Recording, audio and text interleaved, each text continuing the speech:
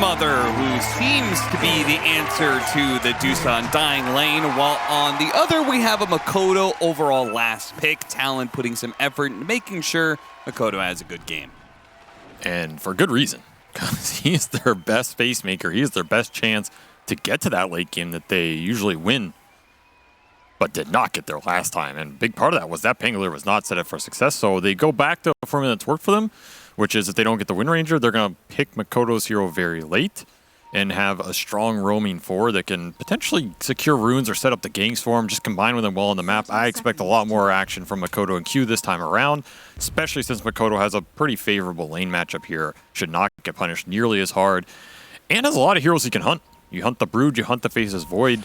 This is a slower lineup by Gaming than I think we're used to with that Faceless Void pick. It's not a carry that can join the early ball, use the auras too well. And there isn't really an aura buyer if Ace decides to go for the Harpoon. So yeah, that was going to be my follow-up question. Could be interesting. What kind of build do you think Ace is going to go here? That is the big question, Cap. What build do you think Ace is going to go here? I think he's going to go Pipe. You think he's going to go auras? Yeah, it does kind of feel like it with their other two cores. Like if he goes single target right click, just might be too greedy. I don't know. They kind of want the auras here for the Void and the Ember as well, going into the Skywrath damage, sustain for taking down the Tombstone in the fights. I wouldn't mind this being an Aura Brood game, but I don't know how viable it is compared to the Harpoon Brood that we've been seeing be very effective versus these Agi carries, especially just kicking them out of areas on the map, collapsing into the mid fight from behind on the tier 1. And Ollie has already been messed up, man. Yeah, there's that Silken Bola put to action. Silken Bola level 1 over the web. Another interesting lane decision here that has already paid off big time, as there's only that Undying off the early wave. Yeah, he's just really not going to be able to be quite as forward as he would like to be. Tofu is perfectly safe. He's got a lot of wand charges. They both picked up the early wand to prepare for this lane. No web does kind of suck here. You do miss the move speed in the regen, that's for sure. Feels great zoning Ollie off the early waves, but you also lost a lot of HP in this trade. 23 is sitting full, and another snake bounce. Ooh. Man. He's lining them up. And this early game is already looking much better for Talon than game 1, I'll tell you that much. Couldn't get much worse, but it's already looking significantly better, especially the fact that Makoto is going to be able to maybe gank some of these side lanes for them. I think the Brood has a very good matchup versus Adusa, but I think Storm and Mars are decent answers to the hero. At least versus the old Brood, they used to be some of the best. You have huge long-range guaranteed catch. Arena really stops what this hero can do in terms of the mid-fight mobility. So you have two great catch mechanisms, some okay man fighting and team fight. As long as you can get out of the early 15 minutes, I think you're pretty happy. You know, another idea about the Silken Bola, maybe it did a lot of damage to the Undying, but it also means he doesn't have his lifesteal until level 3. Another big trade-off, yeah. Yeah. So it looked really good, but honestly, it hasn't panned out that well as he's only sitting at 3 CS to the Medusa's 9. All 3 lanes is going pretty damn well for Talon here early. And if they can get out of this fast, then maybe you have the opportunity to punish Gaming before that ball comes online or before the Faceless Void gets to territory where he can carry this game. Because it is a very good Faceless Void game. Like, he should be able to confidently carry this if it goes very late, which is also a position that maybe makes Talon slightly less comfortable playing as slow as they're used to. I expect them to ramp up the pace. Yeah, it is going to be an interesting game where it does feel like the shoe is on the other foot in terms of strategy. Talon are going to be the ones to have to pressure Gaming Gladiators, who have the better overall late game. They're going to be in a decent position to do it, though. Like, these lanes are really, really going well. This might be one of the rougher early games I've seen from Gaming in a while. And the kill threat is going to amp up here. You get to level 3 and 4 on this Skywrath Mars lane bottom. Dyrachyo, he can just get it all in. He's definitely susceptible if you can wear through the stick, wear through the Fairy Fire. 5 Rubik is not going to do anything to help you on this lane if you're not just chain spamming the pulls. And it's going to be decent setup in the mid game with the silence. So there's a lot of items Gaming need before they can survive some of the combo. Quinn is fighting back mid. Still behind on this lane, but winning some of the regen war. And they also need Ember to have a good start. Gaming want Ember to have a good game so that he can enable the supports. Because you're looking at Rubik Pugna, they need some core to go and play through. Land their spells, use their damage. It's got to be the Ember. Unless Brood went absolutely ham, and Brood did not go absolutely ham. She's going moderately ham. Okay, so he went for the 3-minute bounty rune, so Q comes in, and they thought they were going to zone him out of the water room, but he TP'd to the other side and still gets that refill. So Quinn really outplaying that support rotation. Too cheeky. Also left Jabs alone in the 1-on-2. So that's space for Duracho to catch back up bottom without getting harassed or without getting punished with little regen left. As he flies out a glove and a completed wand. So pretty greedy build from Duracho, but I guess Celery just pounded out the regen for himself. Quinn is lagging here, of course. Yeah, that's why he missed that CS. He's used to playing on very high ping. His ping is too low for him to function. He has said go, but of course Talon probably all have Quinn muted here. They did not see it for a little bit. I think even I have Quinn muted. I actually do have. Wait, why? I mean, he's annoying as hell in pub. I don't want to sit in a pub and listen to Quinn flame his team for like 30 minutes. Oh yeah, sure. It's not about what he's saying to me. It's yeah. You know what he's saying to everybody else. They sing the song. Like, you got to do what you got to do. Yeah. Anything to get that dub. Look, in my defense, I feel like if Quinn encountered himself in a pub, he'd mute himself. Oh, 100%. Like, if I played a Quinn AI through my mic, I feel like 10 minutes in, Quinn would be like, you're annoying, I'm muting you. Yeah. No, So, he would complain about how this guy talks too much and doesn't know what he's talking about. Someone should actually do that to him once. I bet he would, dude. I bet he would. It's like those prank calls where it's the two pizza deliveries talking to each other. He would actually do it. One day, we'll get that glorious content delivered. The content that the Dota scene deserves. True. Brace is just... Ace is just statting up with the Bracer Branches wand here. Did you call him Brace? Bracing up. I almost did. He almost caught me with that one. Just trying to get some extra right click on this lane, but it is still very 23 favored. Ollie did a decent job playing through that early harass. Now we're hitting the middle part of these lanes for Talon because they get some of the kill threat going. Almost killed Q there. Almost surprised him with that Fate Bolt damage, but did have a stick afterwards. This is a really important rune. Quinn has level advantage. Oh, and he got it. He got the shield rune before Makoto could get him with the disable, and now he actually may be in trouble here. Yeah, they clipped the wave. He's going to go for the dive, pop the glyph. They do have the tombstone out, and that's going to slow down Quinn enough. He's not going to keep going. Not enough mana to commit there for the kill. And how did he get the level advantage? He's just good. He's just good. Don't tell him that. He was off the lane. He was off the lane for a little bit too when he went for those double runes. So yeah, and Storm Spirit has more denies. So I guess Makoto just took some break to get regen. Yeah. Missed a wave, but he'll get 6 here. No damage done. Did have Fairy Fire full on, so that dive is pretty difficult. Stupendous. And Makoto in a much better position this time around to try and snowball the game than last time. Side lanes are susceptible here for gaming. Again, they're kind of on the slower pace with the way the Brood lane went and having the Faceless Void. A block for the rune should be guaranteed for Q. Okay. He's going to try and go for the deny, but yeah, they're just kind of baiting him in to get the kill. 2-for-1 special. Do you have Duracho going Midas? So now you really want to punish him if you're Talon. Oh, yeah. Now, you do not want to let Void go a naked Midas with no regen and just get away with it. He's kind of getting away with it. Then again, how early is Makoto willing to rotate for that? It's tough. Entirely up to Jabs and the supports. I mean, there's a couple things that make it hard. The one is Quinn's just constantly spamming him, so his resources are a bit low. He's going to need a bottle refill here from Q to get back up. And the other factor is if you leave this lane versus that Orb of Corrosion Ember, your tower might just die, as we've seen a lot of times. Yep. That's exactly what I was thinking about. And Pugna. I mean, this is a lot of decent early tower taking for gaming. They can keep the resources up. And another quick pause. Now Jabs is lagging. So now, like, Gaming Gladiators are putting the pressure on mid, which forces the supports to respond, so then Duracho is even more free in a 1v1 to use his, get to his solo mine. What the? What is going on there? What? That... That looked intense. That was pretty intense. Well, Quinn's okay now, it seems. Oh my God. What?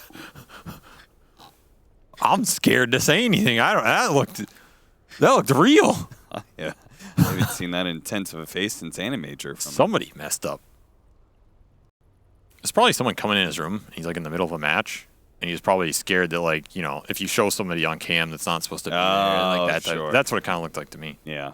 Or somebody messing with his bandwidth here. Someone jiggling the Ethernet cable.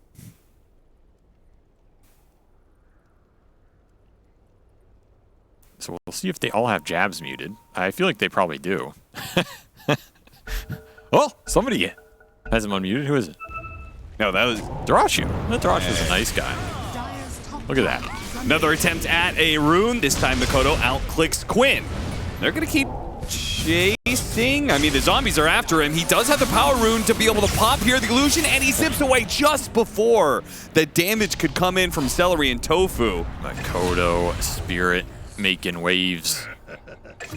A lot of XP for his supports, but Ace gets the solo kill with the spiders. You can shut him down in the early lane, but Mother eventually comes. And that is just lingering too long in a bad matchup there for 23. He should have been jungling. Yeah, what? Died on the TP as well. Oh, yeah, I was about to say, just clicked on him. I saw the TP on cooldown. I feel like that's always an option in that matchup, too. You just like, okay, once he gets big enough, you just TP out. Quinn returns the favor, instantly back towards mid, gets a quick support kill. The tower's going to get pressured here. A courier's going to get slain.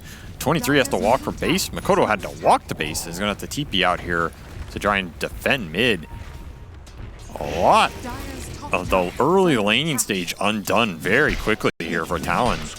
And Dyrachyo has not been touched. That Midas is coming out on the courier.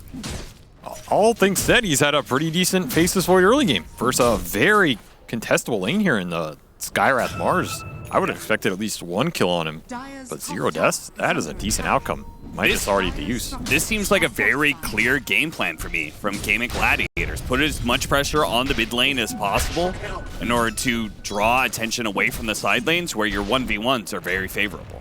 Absolutely. This is their playbook, and they have very good heroes to do it. The two side laners for Gaming also really enjoy the solo XP. You know Ace is going to put it to use, and now that mid flank is wide open. If the Brood connects here off of Talon defending this tower, that is the clash they're looking for. And instead, they're going to try and jump first, bring in jabs. But the slight chain stopping the rotation here from jabs, and Mikoto is going to go deep to still try and collect a kill out of this one. But he didn't even get the rune. It's a regen into Quinn. This tower's almost dead. That's your tombstone. That's your Mars teleport. Again, all of this fighting is happening away from the Faceless Void, which is the hero Talon want to be going on, want to be pressuring. And Gaming really made the most of the second half of this laning phase, picking up the pressure and applying it at the right points.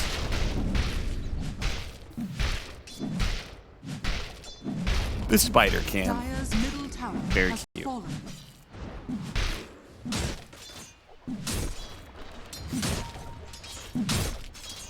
The 3K net worth lead grows as they take the mid tower and continue to build up more gold with that Hand of Midas. It's a lot of space getting constricted already. I mean, Mikoto's getting harassed under his tier 2. Can't even enter your jungle, so this is really the only play on the map, but they still can't find it. That full-on Oculate bracelet dissuading them from going for the kill. The rune of regeneration. I don't think you can let Dyrachyo sit on the lane like this, man. There's no way you're feeling good right now. Yeah, don't you just kind of have to go on him? You're losing so much gold a minute right now. When Void can sit down here, you have nobody mid. Your entire jungle's gone. Ace is gobbling up every neutral camp in sight. Up to 104 CS. He is pulled very far ahead of the pack. And he is going to go with the Harpoon build. Yep. So he is going to be a support destroyer in this game. Sneaking around the back with Quinn helping him. This is going to be a pretty bold pincer move. Find 23, they go for him. Stonegaze immediately pop by 23, and they manage to steal it on the Rubik. Makoto's here too late to catch anybody. So another failed maneuver for Talon.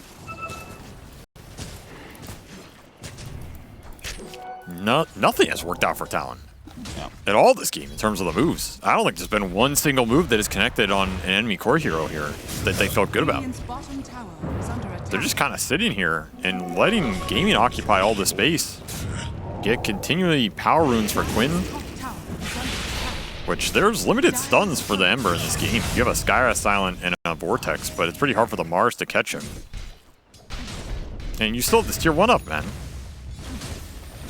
I go back to this off lane for Talon. Where was the pressure on the Void? Who's still down here, by the way. So he can chrono to take this defense fight if Gaming really wanted to. They're going to opt to just let it go, but that option was there. It's just going to be blink on jabs. You're just going to have to make something happen with it here. Yeah, that's what it feels like. I think you pretty much, you get this blink dagger and you cannot miss a single initiation. You have to hit like 5 different good arena spears in a row. And you have to catch the Brood at some point. Yeah. Got to get that juicy spider off the map. And more importantly, you got to get some extra golden XP going here from Makoto. I feel like the jabs connections are not even necessarily about jabs here. They're about Storm Spirit getting into this game. He needs the extra stun chain. He needs the extra damage for the Ember kill, and that is who they're going to try and go for. This is a hard spear. A lot of reaction time, and that smoke is gone. Just like that off a single slight. I do hate that aspect of Slight. I think it's one of the things that annoys me the most. Slight just breaking smoke so freely. Well, it's in the game, so you're going to have to deal with it.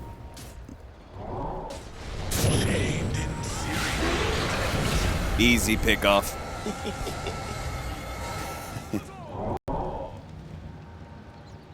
Gaming have just put up a brick wall on the half of this map. Talon cannot get across it and cannot find a pickoff. They even have Skyrath ult up right now.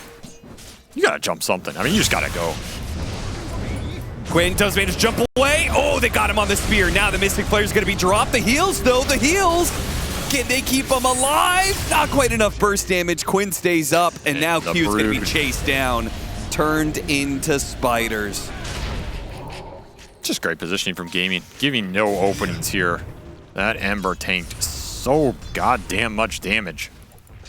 It just does not matter, and now he will finish up Maelstrom.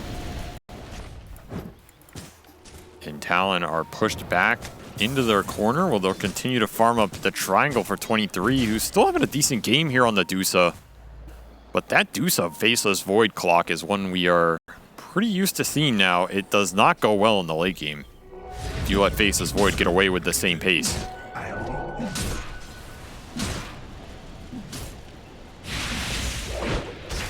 Jab slowed down. TP rotation coming in. Makoto, they'll try and get the pick off on Celery. Something for Makoto to work with here. But even then, Jab's looking like he's going to die. And Celery is very tanky, man. Lost sight of him. Now Tofu's going to heal him up. Makoto has to leave. Makoto might get caught still. You know, it's 100 mana. He's dead. He's only going to make a small zip away. Ace is going to run him down. Ooh. Oh! The arcanes from Ollie.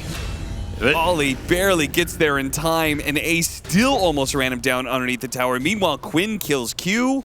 Just look at how much space Talon have right now. They have nothing. This deep obs mid for Gaming sees everything. They're occupying top, and Dyrachyo, he's just stayed bottom this entire game, making sure if anybody from Talon pushes deep, there's a chrono turnaround there.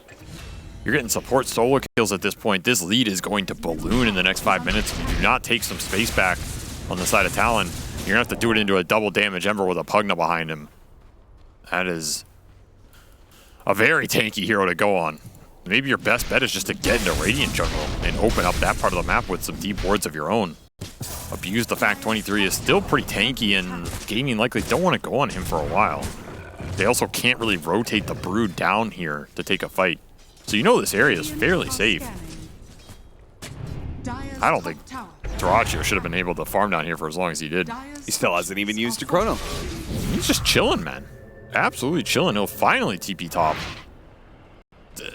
That's just ridiculous, right?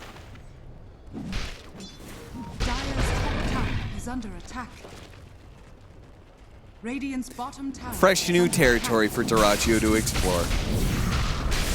and an ancient stack to farm.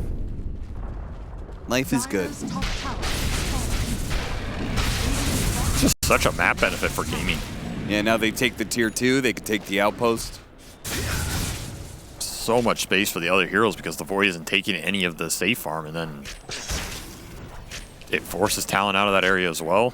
And now you could just start to slowly collapse into their triangle off the power of the Ember here. They have to get this initiation. It's a double damage Quinn. They go for the Pugna first. Used a lot of firepower to bring him down. Oh, he gave Spear away. Well, that's not good. Jabs, come on, man. You gotta cover these. It's a guaranteed cover here. Cannot be giving that stun. That is a very nice stun on Rubik. Extra chain stun potential for gaming. And the range. Like, the range on Fatebolt Spear on a chains is now significant poke. Looking at Quinn with this completed Witchblade from Makoto. They do not have Sky Ult. He has proved to be way too tanky for them without all of these spells up in the early game. DD, now Arcane Rune.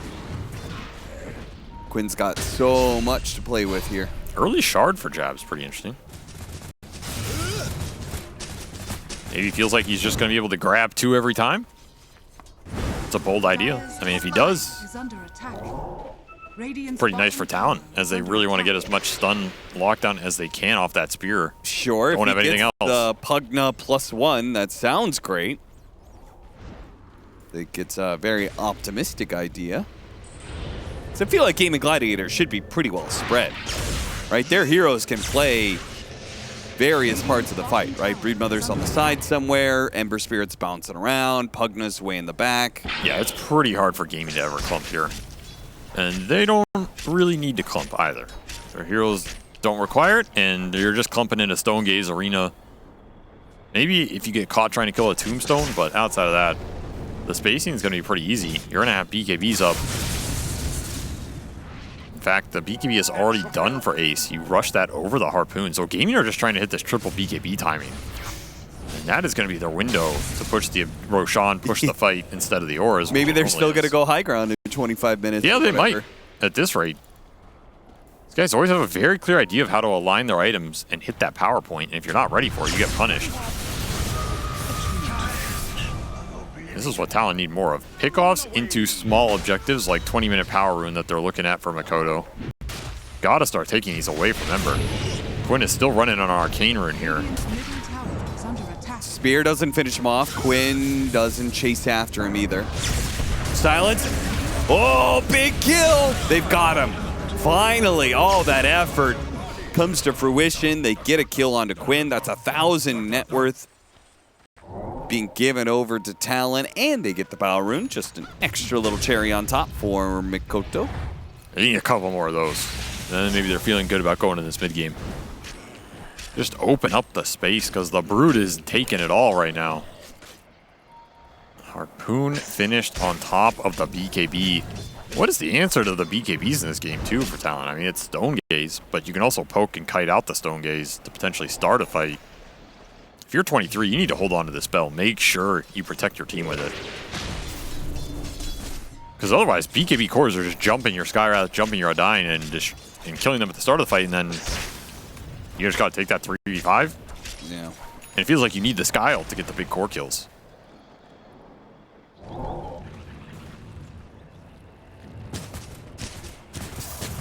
Butterfly timing for 23 is completed here. Okay. This is a big window for Talon. Do you think this is something that you try and do Roshan with? Illusion. Yes, but I don't think you can just force the Roche. Like, basically, I think you want to look for a fight right now to get some pickoff, a big core pickoff if you can, to go into the Roche. Because I don't think you can just force it straight up when all of gaming are alive. Well, it's Ollie who's going to get picked off first, and Gaming Gladiators are well set up around the pit now. Yeah, they just might do it off that.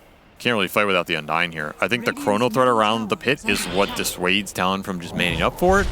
And it might dissuade them from taking his head on, but of course Talon, I mean, they do have vision. Team.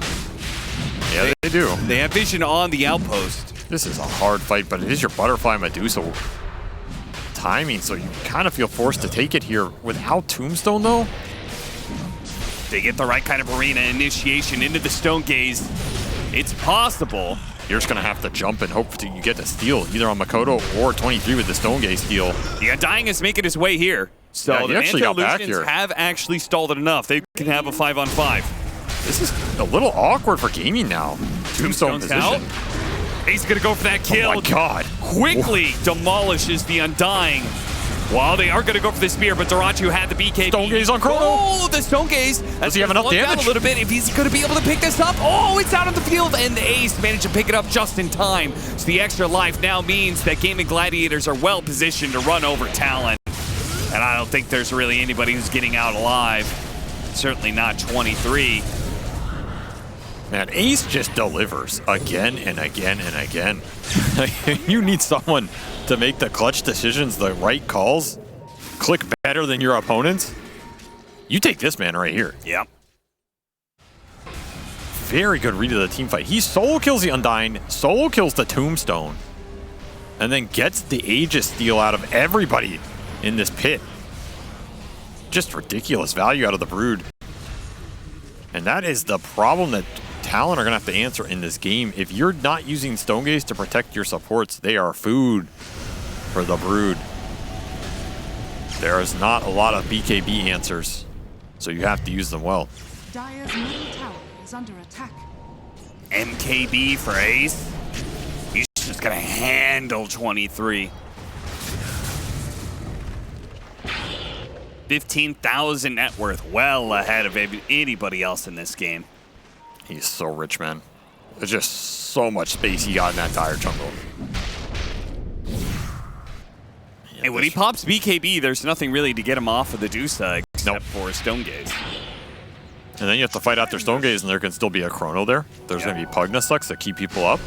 Might even get a stolen Tombstone. I mean, if you ever get stolen Tombstone, that is a very, very impossible fight for you. You don't really have the lineup that can just close and clump and kill it. And we've seen this a number of times, the itemization of just mass Heaven's Halberds versus a Dusa. Though, actually only one. Celery is going to get one. It's a very tanky Rubik here. Double Glimmer Cape for the gaming supports to make up for the lack of auras. Also a very smart choice here versus Skyrath and the single target Magic Burst. There's a close Tormentor, but close is not there. They'll get Scion Armor. Probably not doing much. Because I don't think the Skyrath Mage is getting off too many spells. I mean, if he gets ult off, it's like an extra, what, 6, 7, 8 armor or something? Depending on how many hits you get. That might last you one more Brood right click. Yeah. That's something. That's right. I mean, Talon supports need some survivability here. They need Glimmers or Force Staves or Ghost Scepters, just anything, so they don't get 3-chunked like that previous fight. You want a Chrono Medusa, you have Mjolnir completed. If he survives, this is good for Talon. Protect him. I don't think they're going to be able to get him. He's going to pop the Manta and start backing away. Dota2 diving in deeper to be able to get this one. BKB is going to be forced to activate as he did just go straight. Oh, that's an Arena right there. Arena on 5, but Jabs, is there the follow-up here? They get out of the Mystic Flare. Nobody dies on the support side of things. Still trying to go for it, but now 23 is committed to killing supports. He doesn't get, and Harpoon will make mincemeat, or minced snake meat, I guess, out of the Dusa. It's not often you see a 5-man Arena turn wrong that fast, but there's just no follow-up damage. Yeah. If your Tombstone's out, those AoE initiations are doing nothing for you. Gaming are happy to just turn and man-fight you down. And Ace is just walking into a Rax, didn't even need to use the Aegis. Itemization, just spot on for gaming here. Eliminating so much of the magical burst coming out from Talon between the BKBs and the Glimmers. There's nothing else to threaten these cores. And you're probably winning that scale trade with the Faceless Void anyway. You really needed a faster early mid-game here from Talon to stall them getting to those items and create more openings. It just never happened. Go back to all those pickoffs they were looking for with the Mars and the Storm. Yeah, so much time spent around that mid lane. Yeah, Quinn just wore him out. I mean, like, I feel like even if they did kill when it was close, 23 has to use the Manta. Ace will do the same. Dyrachyo just generally being a nuisance. Even if they did, like some of those close calls, those kills on the Ember Spirit, I feel like even if they did kill him, the damage is kind of already being done on the side lanes. You know, maybe this game would be a little bit closer, but I still feel like Gaming Gladiators would have got everything they wanted to hit their win condition. I mostly agree with that. I think there's two things that could have gotten better. One is, if they're getting more of those kills, then Makoto has a much faster game. And maybe he becomes a big enough damage threat early that he can start threatening more on the map. Like, you can go for this Brood Smoke gank or something. Yeah. The other thing is, I would have liked to have seen them pressure Dyrachyo more. I think Dyrachyo had way too free of a game on his Faceless Void versus an early Skywrath Silence that can easily threaten the core pickoff here. Just didn't connect on him. The vision wasn't there. The Brood was occupying way too much of their space. That's sometimes what this hero does. You don't have to lock down for the Brood and the Ember. They just terrify you, push you in. You feel constricted. Those moves become harder to make. They become more obvious. It's easy to say on paper, but a lot more difficult to do in real time. And Chrono is back up. Gaming just thinking about the next Roshan. Don't want to give up any bad fights here. Gonna find each other. Jabs, uses his BKB, but boy, Dyrachyo's hitting some serious stunts. He doesn't pop his own BKB and gets caught. There's, I guess, the classic Dyrachyo. I mean, I feel like he just thought Jabs was solo there. Yeah. That's a little bit of a hard kill to predict, but that is a big find for Talon. Going to open up some space for 60 seconds. It didn't cost them too much. Dire's bottom tower has fallen. Even with their carry dead, Gaming Gladiators still look so damn terrifying, but another pickoff could change things. High ground Tombstone. Coming with Glimmer Cape, but what a position from Quinn, catching both the supports as they surge forward to help Makoto, and just gets swept up by the Ace-Quinn duo. All right, high ground Tombstone did absolutely nothing there. Yeah. As they could not care less about the supports in this game. Bottom tower is under attack. Skywrath and a 9 are just food for the cores. As they chomp down every time BKB is activated. There is no reply unless 23 is there to protect them. And he is trying to finish his Scotty right now. Nice stat item, but not great damage-wise. You still don't feel like he's going to be threatening these big right-clickers. I mean, Ace has 3,000 HP with like 20 plus armor. Defiant Shell giving him a lot of extra survivability here. Oh yeah, if he's in melee range with somebody and he has Insatiable Hunger activated, he gets a counterattack. It's a nice neutral item. Yeah, it's real nice. He also has almost level 20 talent. I mean, another perfect game from Ace here. 9-0. He has not died yet in this series. If your offlaner does not die once in 2 games, you probably are going to win both those games. That is a statistic for all of you statisticians out there. Couldn't you say that about pretty much every role? No. There's a lot of games where you have no deaths on carry and you still lose. A lot of games, but I feel like 90% of them, if the carry doesn't die, they probably win. Yeah, but I think it's really rare for offlane because offlane is it's a role that goes in first. Like, you're building utility, you're backing people up, you're the initiator, you're a more sacrificial role. Look, I'm telling you, off of statistics I have no real idea about. I guarantee you, offlane has the lowest amount of wins with 0 deaths of any core role. Well, an Avery guarantee is good enough for me. I also guarantee you Knoxville is already looking that stat up. Yes, it does sound like him. Scotty finished for 23, but Hex finished for Ace. Can't help but feel like that's just the bigger item here. I mean, Elven Tunic Butterfly is some nice evasion, so the Hex for Ace is not that MKB. He's not going to be able to man fight the Deuce as well, but I feel like you're just killing everybody else at this point. And that Hex for Makoto is... It's going to be nasty if he does not pop the BKB first, which he does complete here. So you have BKBs on Talon's side. You can commit in, try and get a single target burst. What you're looking for is Dyrachyo. You want to find the Faceless Void so the Chrono counter initiation's not there. Dyrachyo is not even close to being in the forefront of this smoke. Probably for that reason. They're just going to send the Brood in, send the Ember in. Radiant are scanning. It's going to be a question of who gets BKBs off and who gets stunned. And can you even burst Ace, if you jump him with Glimmers behind, with Pugna behind, I don't think you can go on the Spider. The Spider scouting. First time we're going to really see it this game, but it is going to be a very annoying tool. People like Jabs who are hidden in the trees might be scouted by it. Yeah, there they go. He has to blink away. Slowly shoving them into the corner of the map. Ace controlling the front line of this engagement. They're becoming more and more grouped up, which is a bonus for Dyrachyo, who isn't even Just initiating. gone. He's just watching Ace do his work. Look at him. He's sitting there going, I'm just going to wait and wait and wait. And eventually I'll be able to throw out a Chronosphere. And now's that time. Mystic Flare gets thrown out. Bye-bye, Skywrath Mage. Storm Spirit does manage to zip away off the BKB, but with multi-heroes dead, they'll now turn to 23 Savage, who obviously can't 1v5. Not in this game. Ace is just a monster. Yeah. This guy is such a goddamn beast. It's insane. Plays everything. Rarely feeds. Always has a good game. Always finds farm. Plays on the right end of the map and team fights well. I mean, what more do you want from an offlane, right? It just makes these games look so easy. Like you said, Dyrachyo doesn't have to do anything. I think they literally would have won that fight maybe without it. 100%. 100%. I mean, all the scary heroes were already gone for the most part. Yeah, Ace just goes in and basically solo kills Jabs. Yeah. Okay, your control's gone. Still has some BKB duration left. There was a halberd put on the Medusa as well by Celery. There's mega cast range on top of it, so you're stopping that damage. Dyrachyo has all the time in the world. And that goes back to if Talon don't see the faces for it and they can't jump him. It's so hard to go into that engagement. Scythe Harpoon. The Spear doesn't actually hit the Broodmother.